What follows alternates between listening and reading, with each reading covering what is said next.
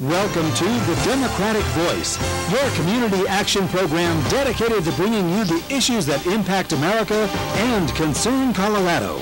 Brought to you every week at this time by the El Paso County Democratic Party, your voice in the future of Colorado Springs. Good evening, and welcome to The Democratic Voice. I'm Jack Burkhead, sitting in for your regular host, Fred Hardy. Our show tonight is going to be a bit of a different format than we normally have.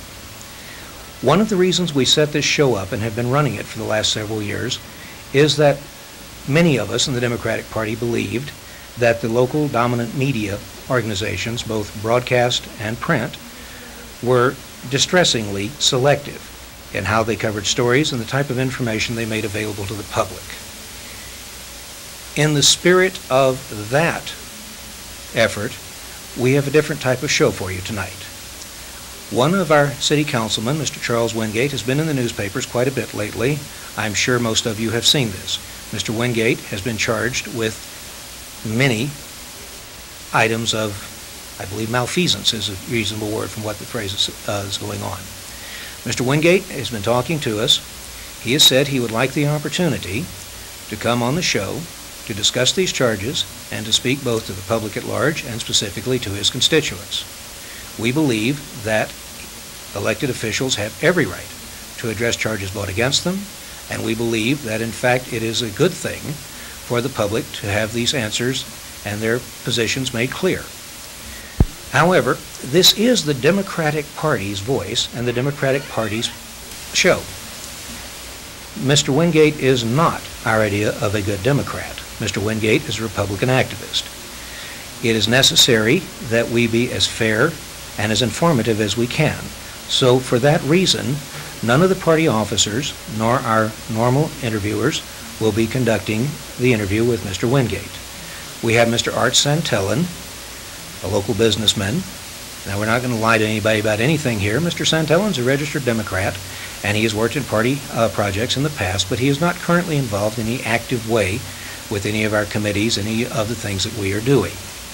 Mr. Wingate came on the air with his own request with no stipulations. He simply asked that he be allowed to speak. We're going to begin the show. He has a slight address that he wants to make to his constituents and to the public at large. And now I will withdraw from the show. Thank you very much. Good day. Well, I want to first of all begin by saying good evening to everyone and thanking the Democratic Voice for allowing me an opportunity to appear on their show. I want to first of all begin by saying that the charges that have been filed by the district attorney are completely false. And I believe that once we go to trial or once the jury is afforded the information that have been contained in those charges, that they will come to the conclusion that I have come to, that I'm not guilty of those charges. I also wanted to take the time to answer to the questions that many of you may have in the community regarding me and some of the other situations that have been in the media about me. And I want to take an opportunity just to say that I believe the reason that some of these things have come forth, things about my home, things regarding my personal finance, and other issues that have come out in the last year and a half that I've been in office, the reason these things have come out is because, quite frankly, there are people who are concerned about my continued tenure on council, about my continued voicing of conservative ideas and conservative principles. And instead of trying to take me on those issues, instead of trying to meet me directly in the arena of ideas and debate those issues, they have resorted to character assassinations and character attacks. The things that I have admitted to, such as balancing the checks, they're still trying to recycle. They're still trying to bring those issues up, even though I've long since said I did that and it was a mistake. So I wanted to take the opportunity to come and discuss these issues, lay them out on the table, give you my perspective on it, and have you make a decision as to whether or not you think that I could be guilty of one of the criminal charges that have been made against me, and whether or not these rumors have any foundation in terms of what has been made against me. So I'm happy to be here, and I'm happy to take questions. Councilman Wingate, I guess it was about a year and a half ago that I met you for the very first time on this program, wasn't it? It was. And at that time you were running for city council. I believe the issue of the day was really that you and Margaret Radford and Sally Clark were pretty much running this as a block or partners or helping each other out or had the same ideas and vision for the city.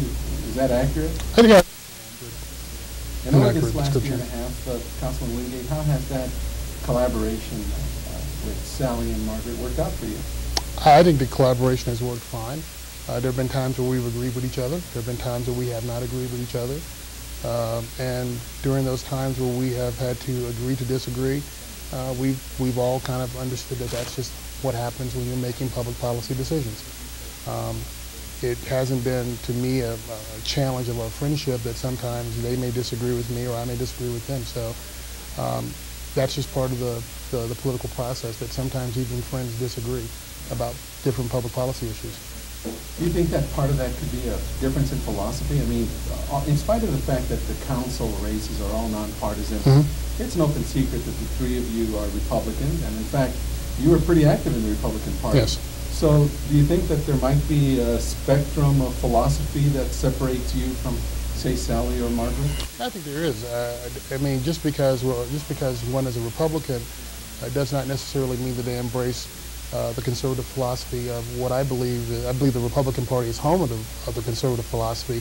It does not mean that everyone who is a Republican embraces completely that philosophical viewpoint, just like not every Democrat embraces the liberal philosophy, which is, I believe the liberal philosophy abides in the home of the Democratic Party. It doesn't mean that every Democrat completely embraces liberalism.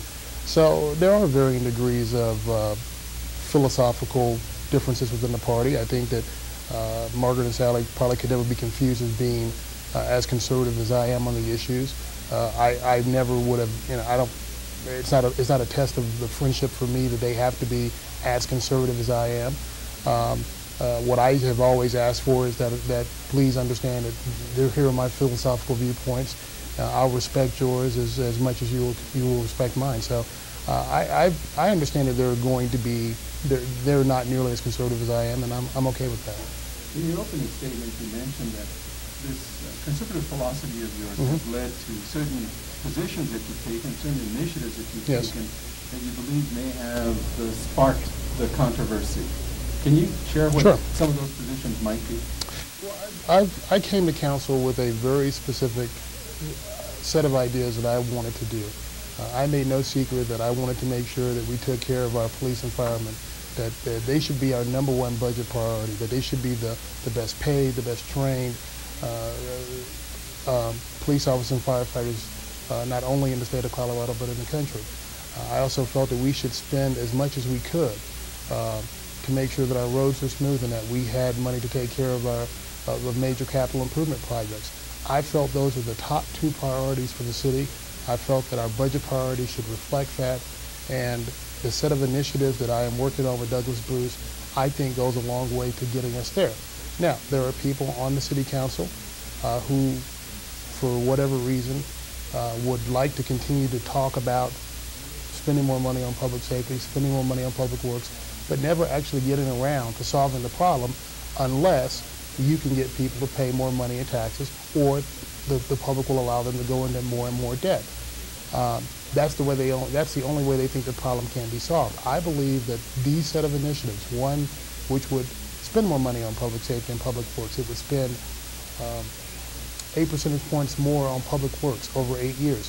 It would spend 4 percentage points more on public safety over 8 years, which would be a half a percent increase over 8 years. I think gets us there without asking for additional taxes to pay for it, and also without going into additional debt. For some reason, council members have a problem with that, and I guess what it means is that it's okay to talk about the issue, it's okay to say we want to solve the issue, but if it means that we have to make tough choices, if we have to prioritize the tax revenue that we receive from the taxpayers, as opposed to going back and saying to them, give us more and more of your money, let us go into more and more debt, they seem to have a problem if it means that they've got to make tough choices. So it's hard for me to understand that, but I think what it comes down to is that there are council members who don't want to say it, but they want it. They're tax and spenders, and I'm not. First of all, I believe what you're telling me, although I must confess I do find it a little bit difficult that somebody on city council would not want public safety or public works funded or Oh, I think they want it funded.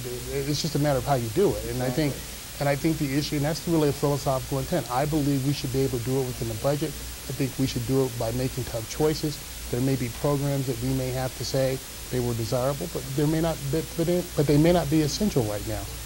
As it turns out, what you're talking about really are principles that Doug Bruce really supports also. So is it possible that some of these charges against you are really being sparked or supported by people who are not just against you, but perhaps against Doug and what he stands for?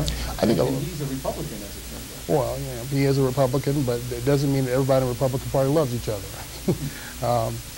I think a large part of what has happened to me in the last couple of months is largely due to the fact that there are people in this county and people in this state who do not like Douglas Bruce.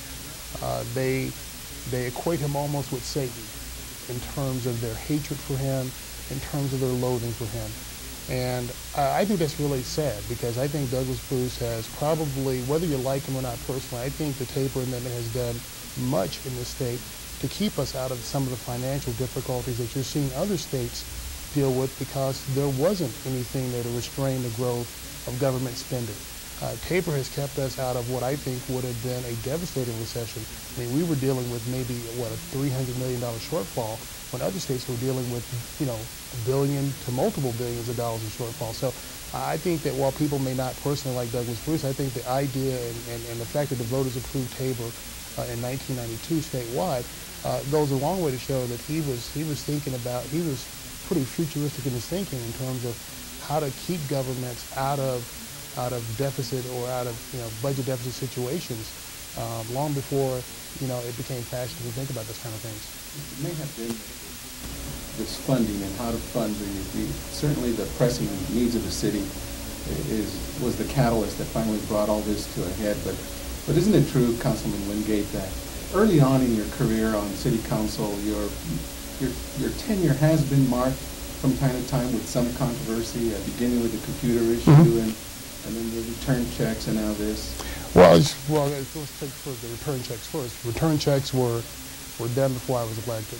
They were disclosed after a very tough and very controversial vote involving urban renewal.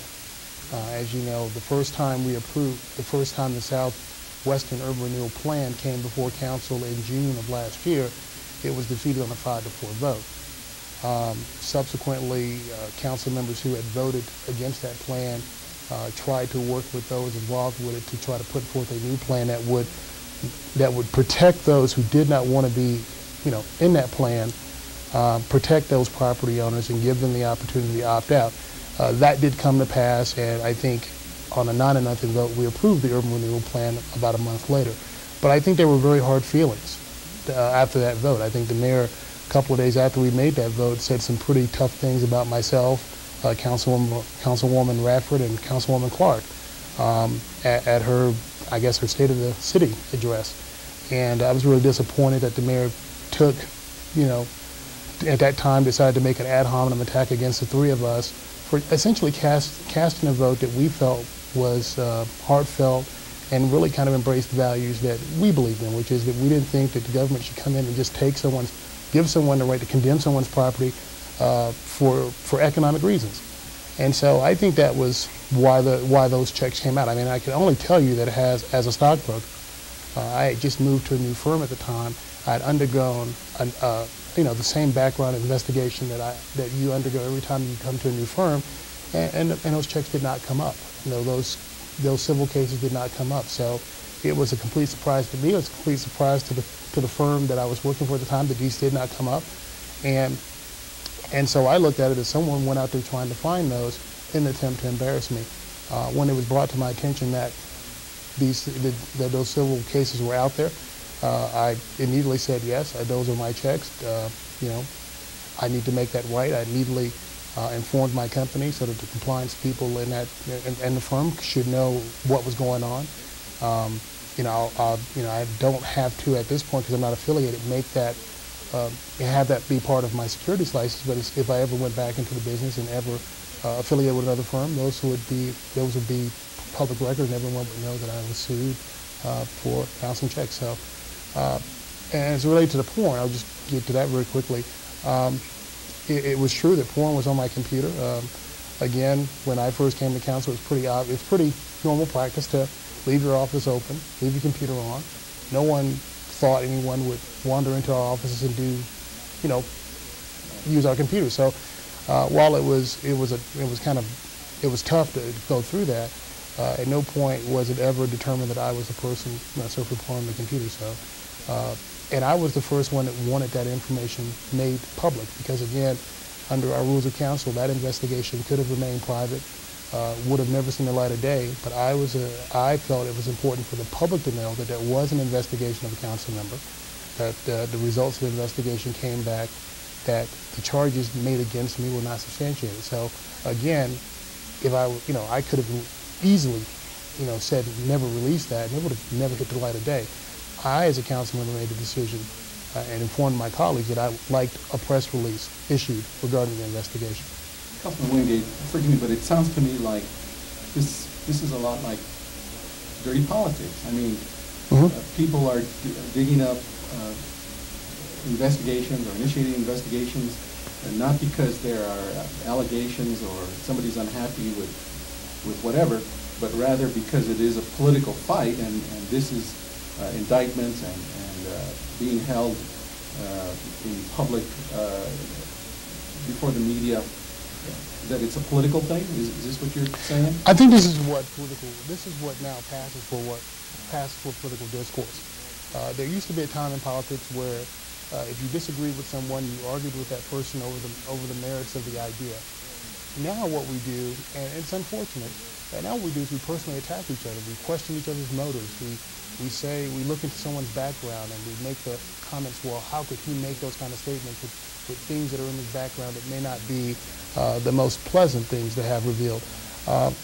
We do those kind of things now.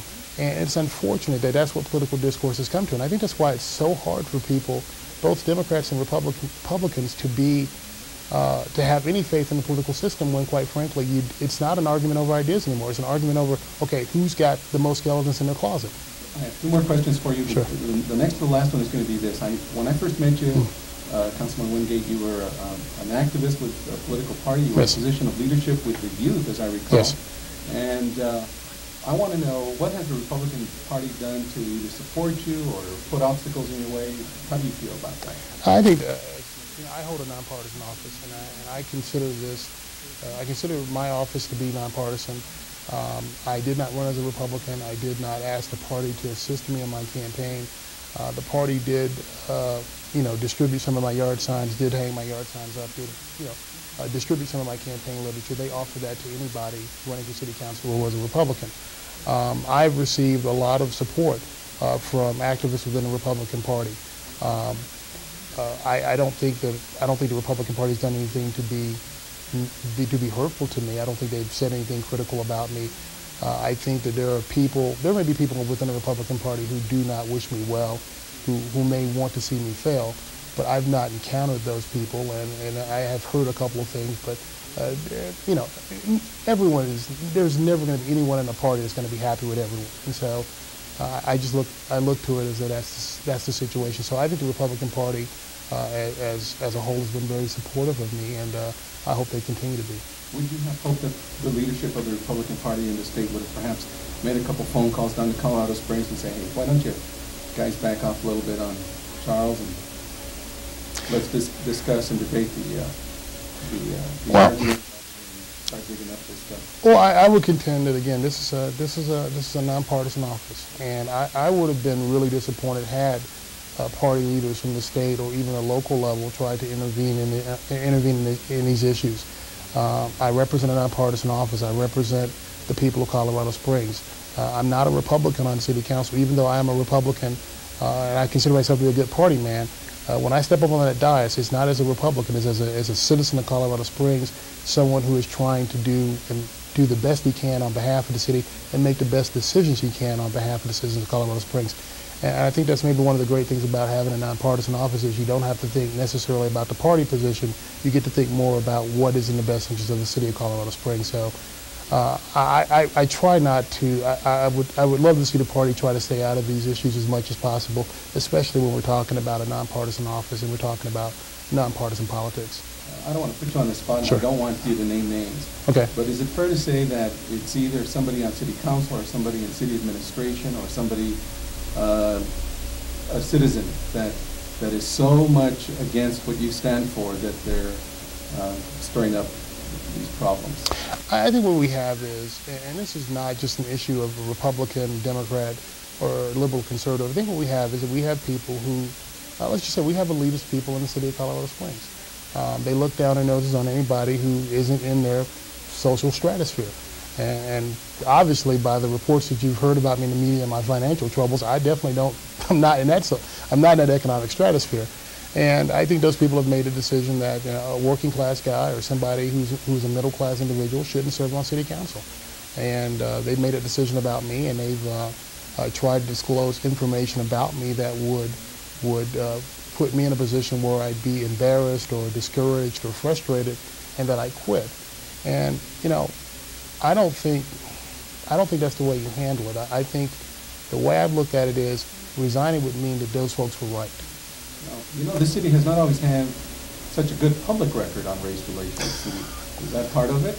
I don't know if it's. I don't think it has anything to do with race. I ran a campaign against two white guys, and the entire time I was running for city council, no one mentioned that I was the only African American in the race. I took great pride in that. When I was elected to council, the headline didn't read Charles Wingate, only African American elected to city council during 2001. No one mentioned it. I took great pride in that. I have a district that's 95% white, and those folks voted for me. So I don't think it's a racial issue at all. I think it's an issue of people have made some elites in the city have made some decisions about me that I shouldn't serve on council. And I think as soon as they get through with me, they're going to work on a couple of other people who they don't think should serve on city council because of their social economic background. Yeah, there does seem to be a hidden or a veiled power structure in the city. Of course there is. There are people who believe with money and influence, and who will try to shape the council the way they want to. And that's just politics on every level. You're always going to have people with influence and money who feel like they can elect people who are more to their liking. My guess is that we have some young people in the audience, college students perhaps, or young folks that are just getting out on their own, or they're high school students that perhaps have entertained in their heart of hearts the idea and the notion of public service. What do you got to say to them? I'll give you the advice that I heard from President Bush, not the current president, but his father. He always had an old saying, make your money before you go into politics. I never understood that until people started writing stories about my financial difficulties. And the second thing I'll say is I got into politics because a senator by the name of Jesse Helms spoke to me when I was 16 years old, and he said this, he said, whether you're a Democrat or you're a Republican, get involved in politics. You're going to be the future. You're going to be the future leaders of this country, and you need to get involved at an early age. And he didn't really care whether you were a Democrat or Republican. His only concern was that you get involved. You register to vote. You work on campaigns. You run for political office if that's your desire. But more importantly, you get involved. And as a 16-year-old kid, I took that to heart and took it as my clarion call to get involved. I'm still as idealistic as I've ever been about politics, and I think that's a good thing. About everything I've gone through. Councilman Wingate, I want to thank you on behalf of the Democratic Voice for your time this evening. I appreciate your visit, and good luck.